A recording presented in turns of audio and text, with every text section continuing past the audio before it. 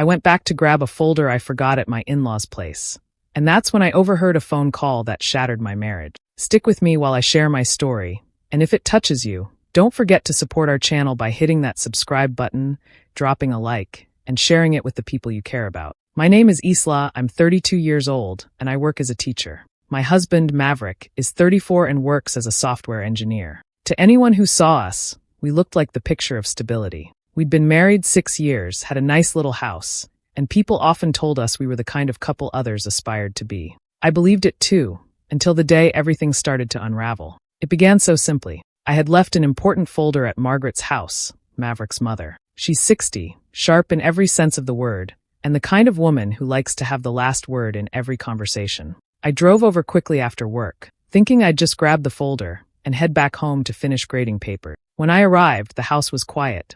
I stepped up to the porch, already pulling my keys from my purse because Margaret never minded me letting myself in. But as I reached for the door, I heard her voice. It was low, tense, the kind of whisper people use when they don't want anyone to overhear. I froze, one hand on the doorknob, because something about her tone made me uneasy. I leaned closer, and that's when I caught the words that made my stomach twist. Yes, Maverick was with her again last night. Don't worry, I covered for him. Isla thinks he was working late. My whole body went cold. I couldn't breathe, couldn't move. She kept talking, her voice sharp but protective, almost like she was managing a business deal. She mentioned hotel rooms, how careful he needed to be, and how I was too naive to notice. I wanted to burst in, to demand she explain herself, but I couldn't make my legs move. My mind raced. Was this real?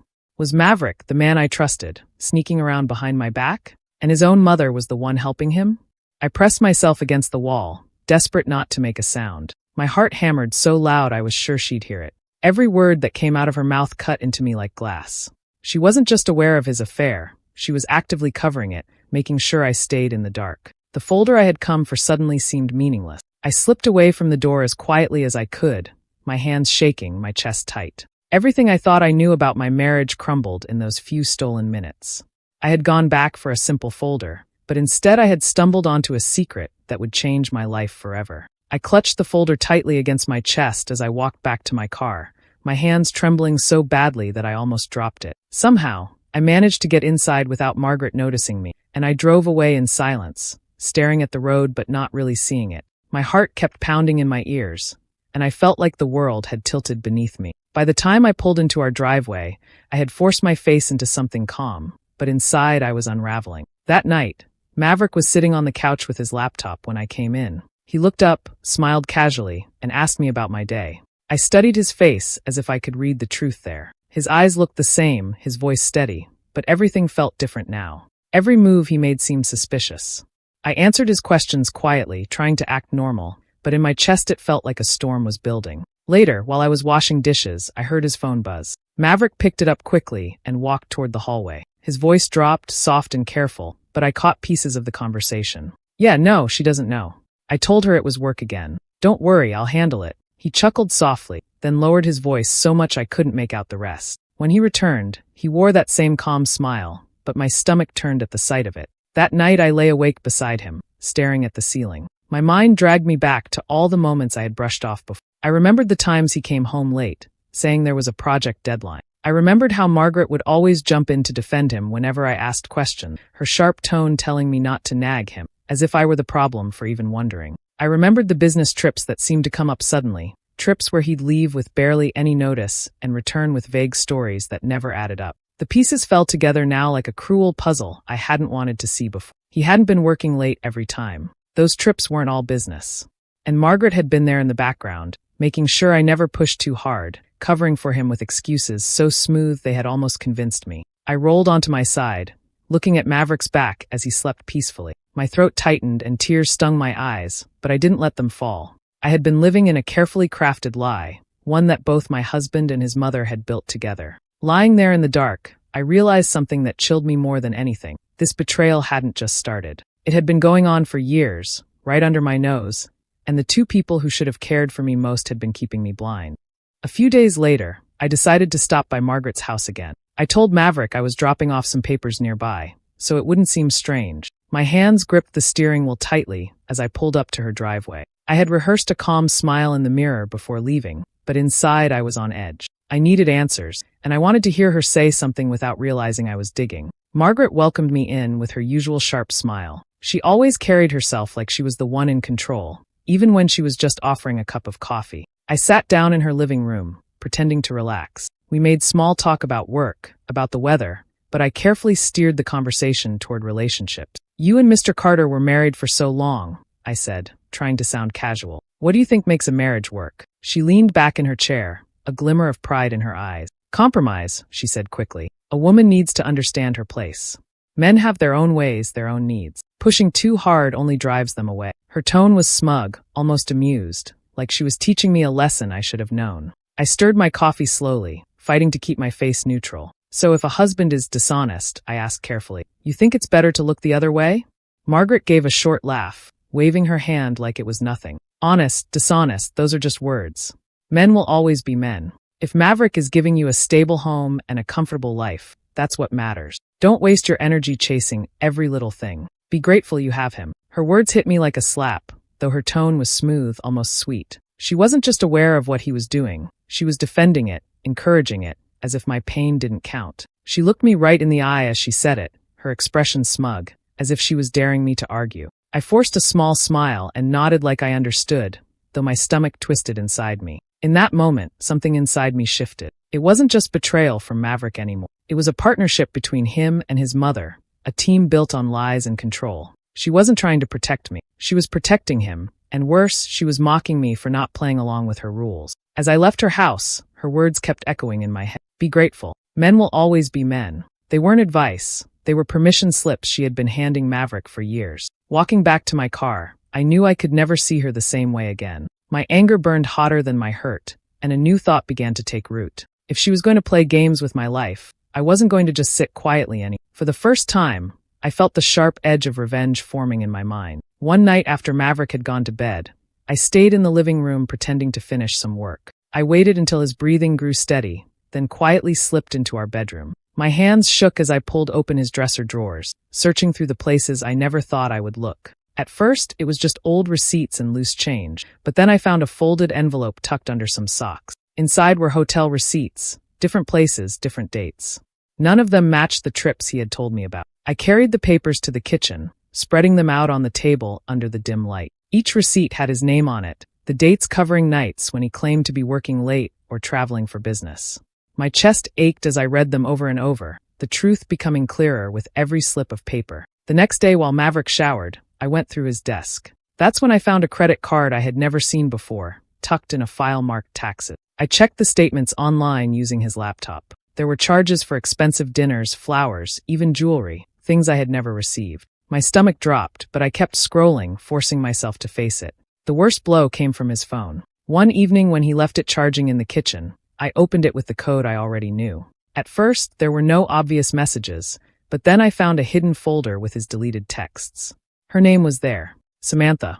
She was 29, a co-worker of his, and their messages were sickeningly clear. She called him baby, he promised her weekends, and they spoke about nights in the very hotels I had receipts for. I sat frozen at the counter, reading their conversations, my hands cold and numb. Samantha laughed about me without ever using my name. Maverick told her not to worry, that I never suspected a thing. My heart felt like it was tearing apart inside me, but I forced myself to keep scrolling. Every detail, every lie he had told me, was right there in front of me. When I finally put the phone down, I didn't cry.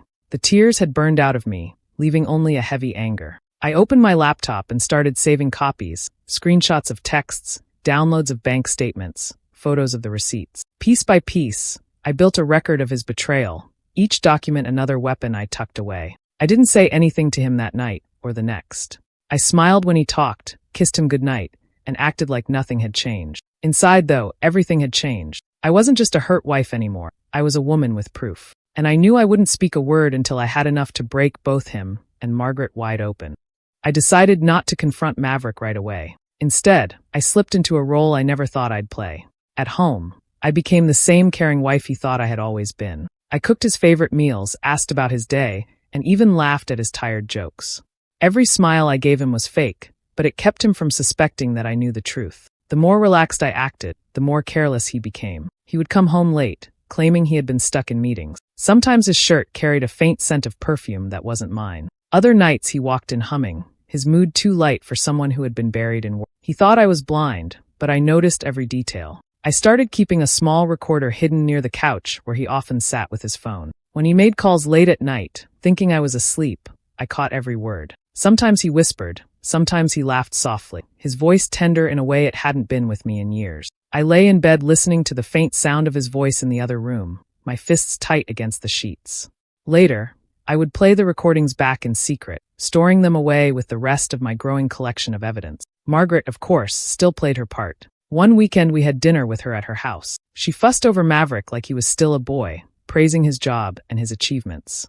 At one point, when I asked a harmless question about his schedule, she shot me a look and said, "Maverick is such a good man. Don't push him too hard, Isla. He works so much to give you a good life." Her words were coated in sugar, but carried the same sting as always. I forced a polite smile, nodding as if she had given me wise advice. Inside, though, her arrogance only fed the fire burning in me. She thought I was weak, that I would swallow every excuse and carry on as if nothing were wrong. She didn't know I already had the truth sitting in a hidden folder at home. That night after dinner, I watched Maverick fall asleep on the couch, his phone slipping from his hand. His face looked peaceful, like he had no idea his lies were crumbling. I stood there quietly, studying him, feeling a strange calm wash over me. He believed I was still in the dark, but in reality I was already 3 steps ahead. Every joke I laughed at, every meal I cooked, every smile I gave, it was all part of a mask.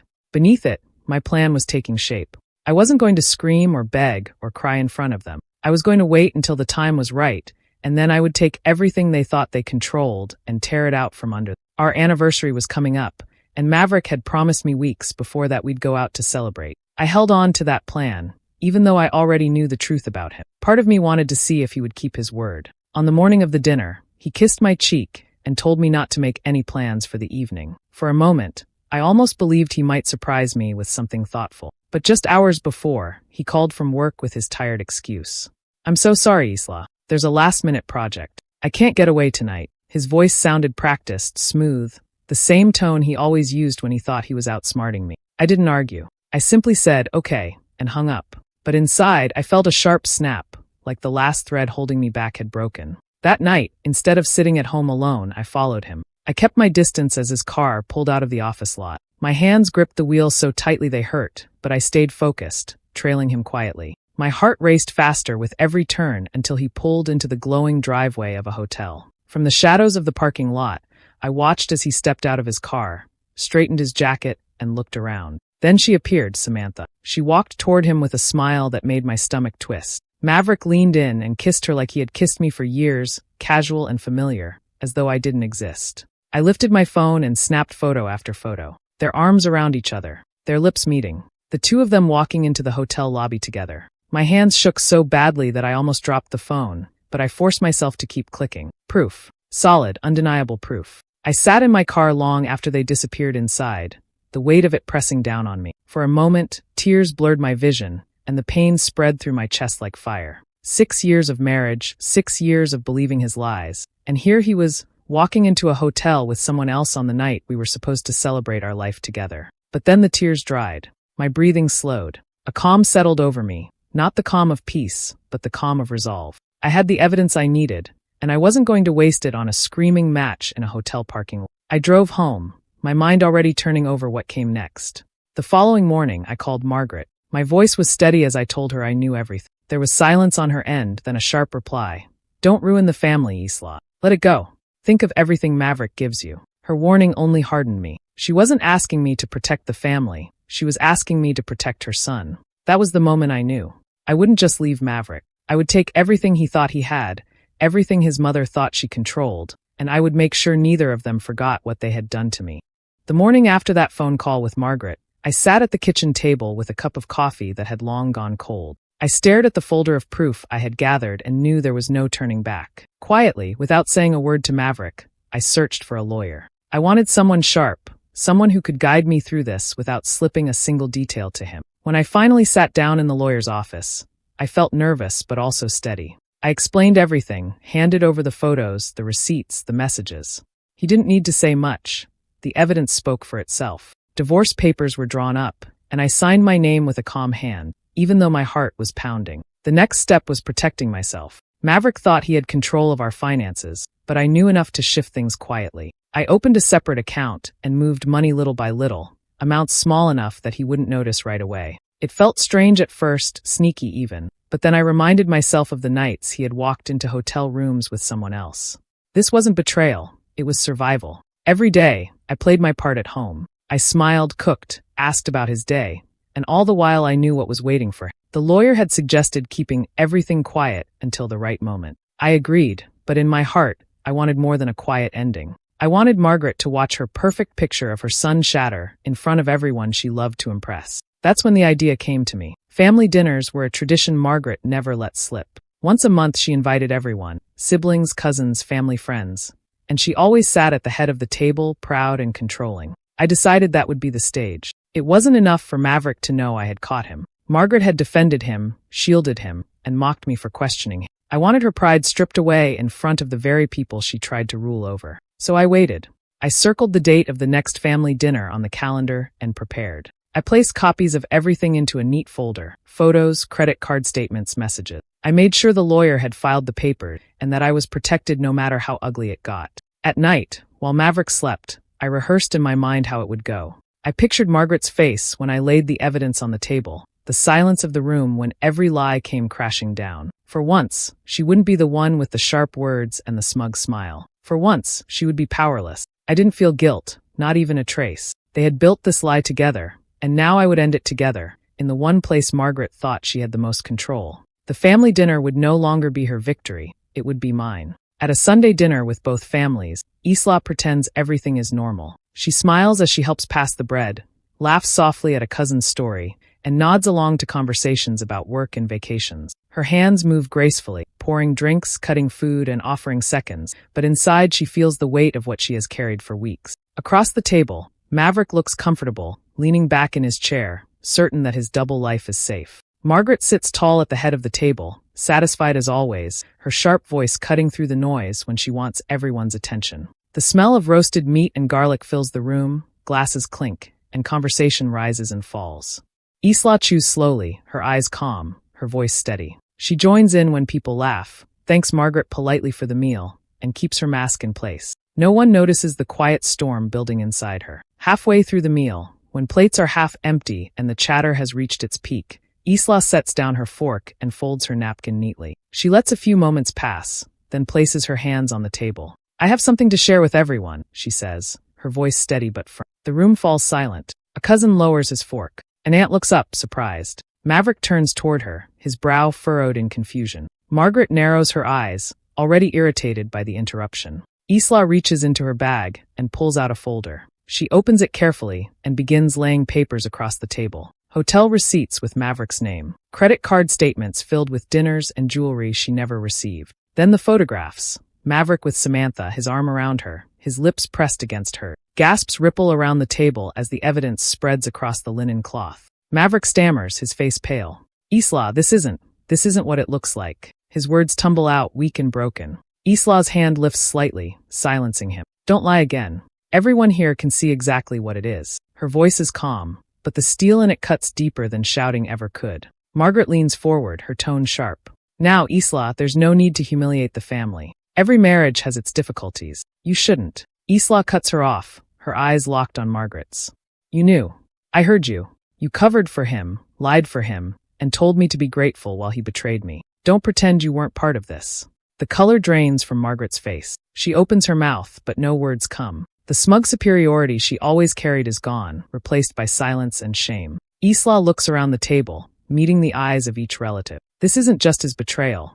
It's her protection of it. "But I'm done." She pulls out one last paper and places it on the table. "These are divorce papers. They've already been filed." The room stays quiet. Maverick buries his face in his hand. Margaret stares at the table, her authority crumbling in front of the very people she once ruled over. Isla pushes back her chair, stands tall, and gathers her bag. Without raising her voice, without another word, she walks to the door. The silence of the room follows her, heavy and absolute. For the first time, she feels free. As soon as I reached the front door, Maverick rushed after me. His face was pale, his hands shaking as he grabbed my arm. "Please, Isla, don't do this," he begged, his voice cracking. "It was a mistake. I didn't mean for it to go this far. We can fix it, I swear. Just give me another chance." His eyes darted desperately, searching my face for even a small sign that I might soften. I looked at him, steady and calm. My silence was my answer. I pulled my arm free from his grasp and stepped back. He tried again, his words tumbling out in panic. It didn't mean anything. You're my wife. I love you. Don't throw everything away because of one mistake. His voice shook, but all I felt was emptiness. After everything I had uncovered, after all the lies, his begging sounded hollow. Then Margaret's voice rang out behind him, sharp and cutting. You're being vindictive, Isla. Families don't air their dirty laundry like that. You've humiliated us all tonight. You could have come to me privately, and we could have worked this out. Her tone was scolding, as if I were a child, and she still held authority over me. I turned my head toward her and met her glare. I didn't argue. I didn't shout back. I had nothing left to say.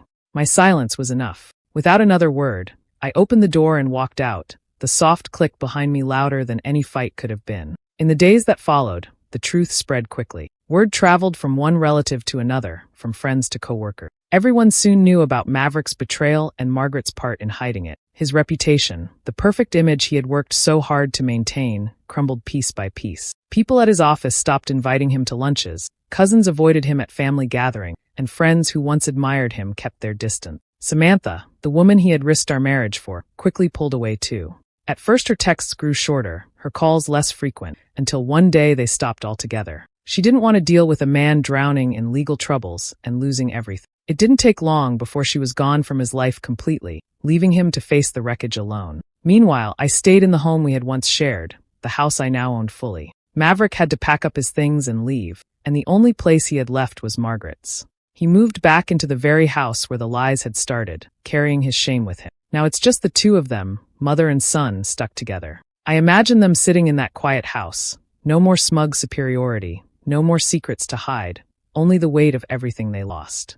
And for the first time in years, I feel free knowing that I walked away, and they're left with nothing but each other. I signed the final divorce papers with steady hands, and just like that, it was over. Maverick and I were no longer tied together. The house was mine, along with a settlement that gave me the security I needed. I walked through the rooms slowly, touching the walls, noticing the sunlight coming in through the windows. For the first time, it felt like home belonged only to me. At one time, I thought his betrayal would break me. I thought I would be left in pieces, too weak to stand. But instead, I found a strength I didn't know I had. Each step I took away from him was a step closer to myself. I planted flowers in the yard, bright colors he never wanted. I painted the kitchen walls in shades that warmed the room, shades he would have called too loud. With each change, the house shed the weight of the past and began to breathe again. There were nights I remembered the pain, the lies, the excuses, the way Margaret defended him. For a moment, the ache would return. But then I reminded myself, I had walked away. I hadn't stayed silent. I had chosen myself, even when it hurt. That thought always brought me peace. I started living in ways I had once put aside. I met friends I hadn't seen in years, joined a small hiking group on weekends, and even tried painting. Little by little, life felt full again. People asked if the house felt lonely now. It didn't. The quiet felt safe. No more waiting up, no more smelling perfume on his clothes, no more pretending. The silence was mine, and it felt like freedom. One afternoon, I found the same folder I had gone back for at Margaret's house. I held it in my hands, tracing the edges. It struck me how everything had changed because of that moment. I thought I had gone back for a few sheets of paper, but what I truly found that day was the truth. The truth ended my marriage, but it also freed me from lies, from betrayal, from living in a world where I was always kept in the dark. That folder reminded me of pain, yes, but also of the strength that grew out of it. I closed it gently, a small smile on my face. This wasn't about loss anymore. It was about freedom, about courage, and about finding myself again. That folder changed everything, but in the end, it gave me back the one thing I had forgotten how to hold on to, me. Do you think I did the right thing by leaving Maverick and Margaret behind, or should I have stayed and given them another chance? I'd love to hear your thoughts in the comments. And if you want more betrayal and revenge stories, don't forget to subscribe and stay tuned.